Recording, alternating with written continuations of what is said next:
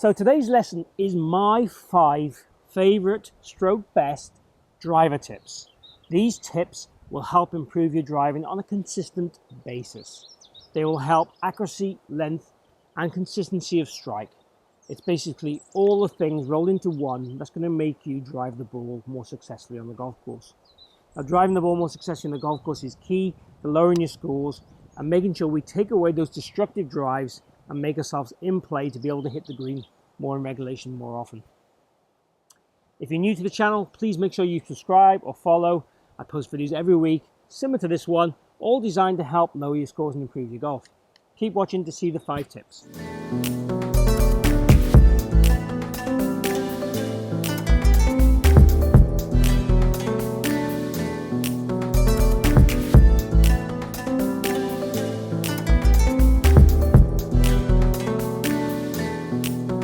So tip number 1 is all about tee height. And what you'll see here is I've got the ball teed very high. In an ideal world, we want to have the ball, half a ball to stroke a full ball above the club head. Now, what that gives us is the opportunity to hit up on the golf ball. If the ball's teed down lower, we can really only hit down on the golf ball and make good contact. Now, if you're the kind of player that hits down on the golf ball and can't change it, teeing the ball high will give you sky drives. So I understand why you might do it, but it's certainly not going to encourage any change. As an exercise, what I'd almost do is tee the ball up like I have here, ridiculously high. And I'll try and make sure that then you can make good contact. So as an exercise, get the highest tee peg you can find and work on knocking some drives away, sweeping off the tee, even if it's at low power initially, just to feel that you can get used to sweeping that ball off the tee. And it's really the only club that you're going to sweep the ball with in the whole bag. Tip number 2 is all about how we stand to the golf ball, getting the correct set, because that allows the rest of your swing to function. I want to share with you just a couple of ways of making sure you set up to the ball 100% with a simple routine. Easiest way to do it is to take a secondary ball. Now the secondary ball, just place it behind the original ball,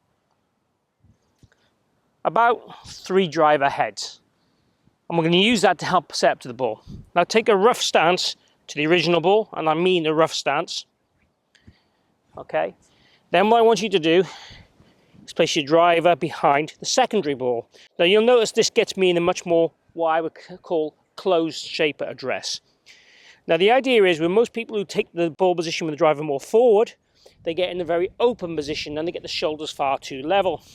So having this secondary ball back here, address the ball back there, get used to how that feels, walk the club head forward, stay in that position, and then from there we would want to make a shot. So just move that ball out the way, then hit your drive.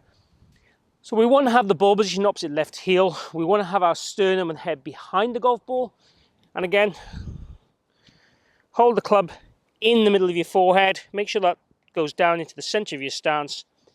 And we want to make sure the weight feels slightly, or pressure feels slightly on the trail side. Wider stance than normal for sure. Otherwise, everything else posturally will be relatively the same as any other club in the bag, apart from the putter. Tip number 3. This is all about the turn. What I see with a lot of golfers when they play is when they make a backswing with a driver particularly, the shoulder turn gets very flat, very horizontal, and generally they don't move behind the golf ball quite enough. Now what I want you to do is take the club and put it across your chest, make a backswing, get the club head to get behind the ball, pretty level with your trail foot.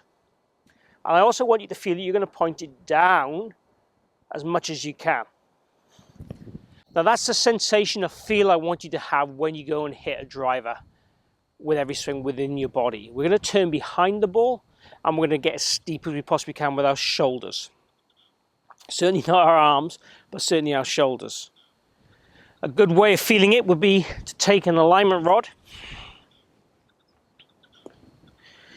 put the alignment rod on the ground, put it tight to your trail foot, try and feel you get your zip on or behind the alignment rod and your shoulder down.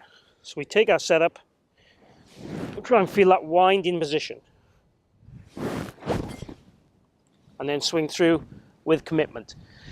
Again, it's good to start with hitting these shots softly to work on the positional sense rather than trying to go full pelt at these, because you'll have less opportunity to make a different move. Tip number 4, it's all about depth. Now, far too many people in the downswing have their hand path and their arm location in too much of an upright or forward position.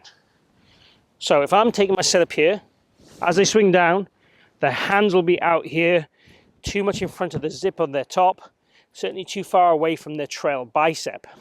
We want these hands to be pretty much at the bottom of my trail bicep, closer to my elbow joint if we can, as we swing down. That's the position I want. And then from there, we can then tack the ball from the inside, still to hit a straight shot or to hit a draw shot.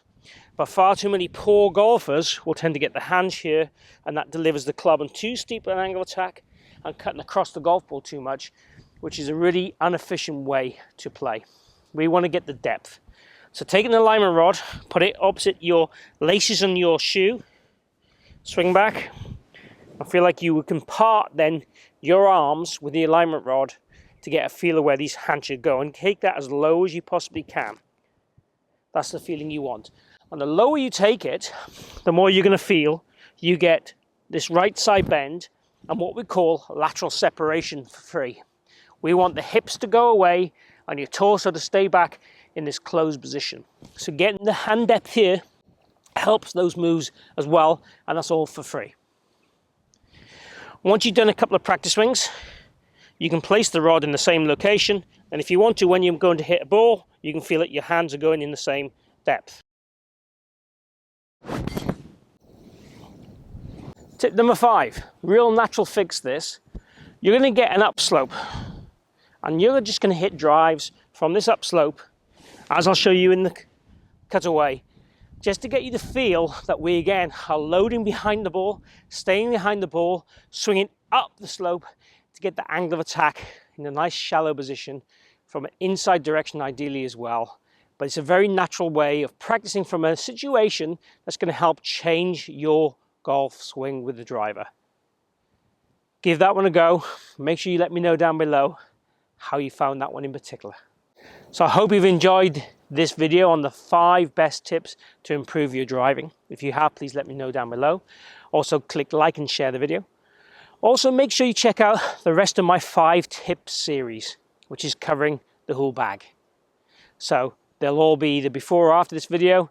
That we're going to cover putting, chipping, pitching, short irons, long irons, the whole works to help you play better golf. If you haven't already followed or subscribed to my channel, please make sure you do by hitting my logo down below. Also hit the bell notification to make sure you get told whenever I release a new video. Otherwise YouTube won't tell you. Thank you for tuning in today at the Forest of Arden. Hope to see you back here real soon. Take care in the meantime.